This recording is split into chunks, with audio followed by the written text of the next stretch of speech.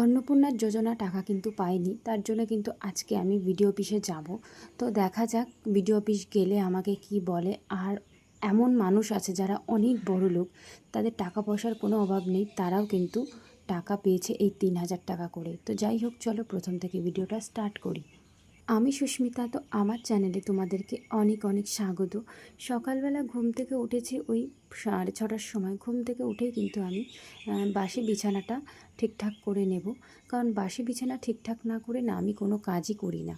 তো যাই হোক, বিছানাটা ঠিকঠাক করে তারপর ফ্রেশ ট্রেশ হয়ে যাব রান্নাঘরে, বরমশাই কাজে যাবে। আর সত্যি কথা বলতে কদিন ধরেই কিন্তু মাথার মধ্যে একটা কথাই ঘুরছে, আদৌ কি আমরা অন্নপূর্ণার টাকা পাবো কি পাবো না। কারণ দেখো, ম্যাক্সিমাম মানুষ কিন্তু টাকা পেয়ে গেছে, আর কিছু মানুষ সংখ্যক পায়নি, তাদের মধ্যে আমরা পড়ে গেছি।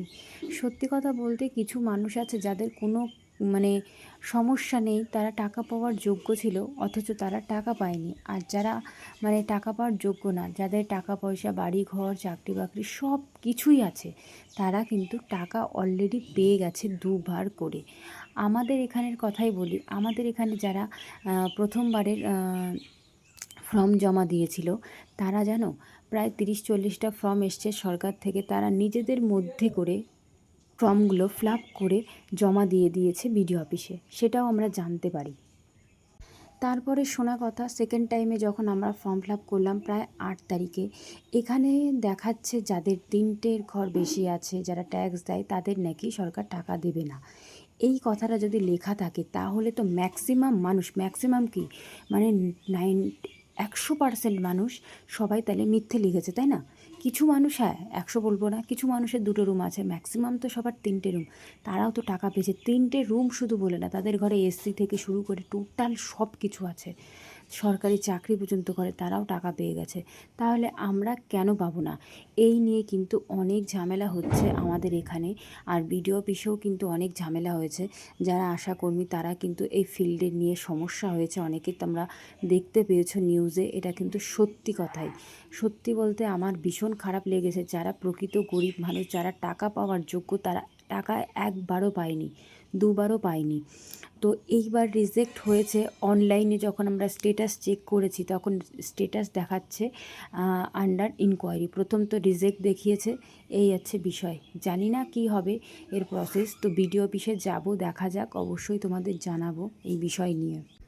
এখন সত্যি কথা বলতে মানুষ সব মিথ্যে কথা দিয়েই কিন্তু এই টাকাটা পেয়েছে আমি মনে করছি। কেউ সত্যিটা যারা লিখেছে তারাই শুধু টাকাটা পায়নি, যারা মিথ্যে কথা লিখেছে তারাই টাকা পেয়েছে, আর যারা সত্যি বলেছে তারা টাকা পায়নি। কি বলবো মানুষের কথা।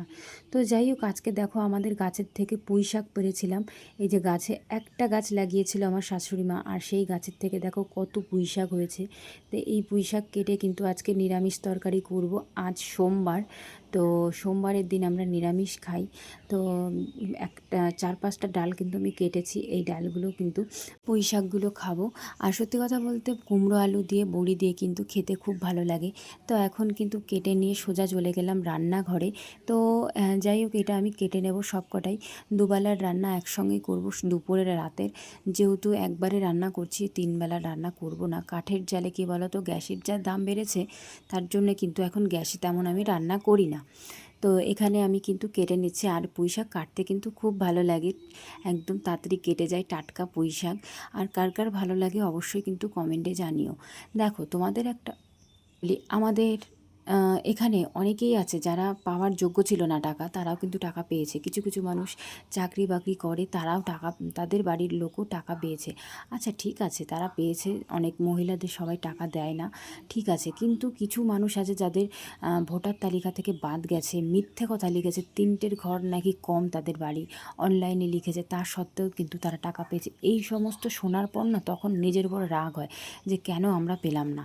সত্যি তো, আমরা তো কোনো দোষ করিনি। আমাদের ইনকাম সোর্সটা দেখো, আমরা কত টাকা মাসে ইনকাম করি, তবেই তো আমাদের যাচাই করবে। জানি না আমাদের কি যাচাই হবে কি না হবে। একটা কথাই আমি সবসময় বলবো, টাকা পাই না পাই, কিন্তু হ্যাঁ সত্যি কথাটা সবাইকে জানাবো, সে ভিডিওর লোক হোক আর যে লোকই হোক, কারণ আমার জানাতেই হবে। তারা কেন ভাই, আমরা সত্যিটা লিখে টাকা পাচ্ছি না, তারা মিথ্যেটা লিখে কেন টাকা পাবে?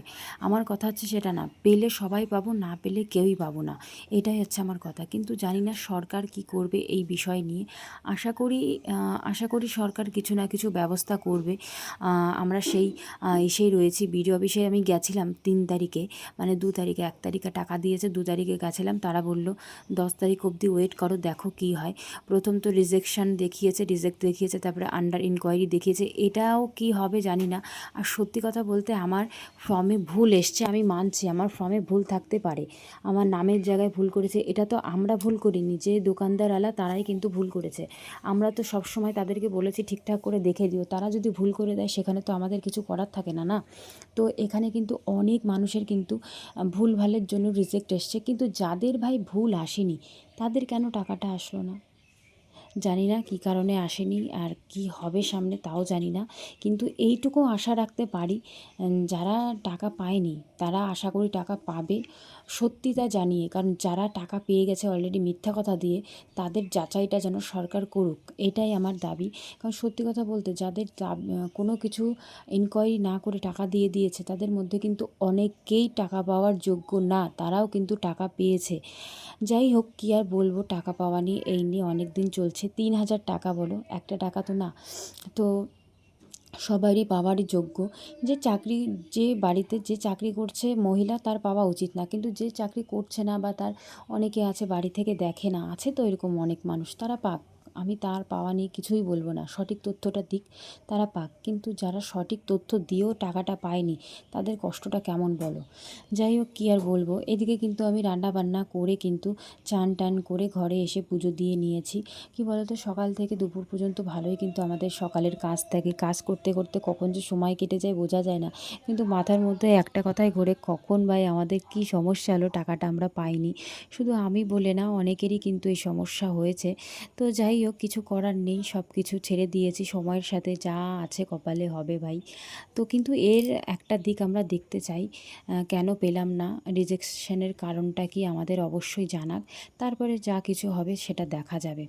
তো যাই হোক, আমাদের কিন্তু সব কাজবাজ কমপ্লিট হয়ে গেছে। এখন কিন্তু ভাত বাড়ছি সবার জন্য, মানে আমি, আমার মা, মানে আমার শাশুড়ি মা, আমার বরমশাই, 3 জনে খাওয়া দাওয়া করব।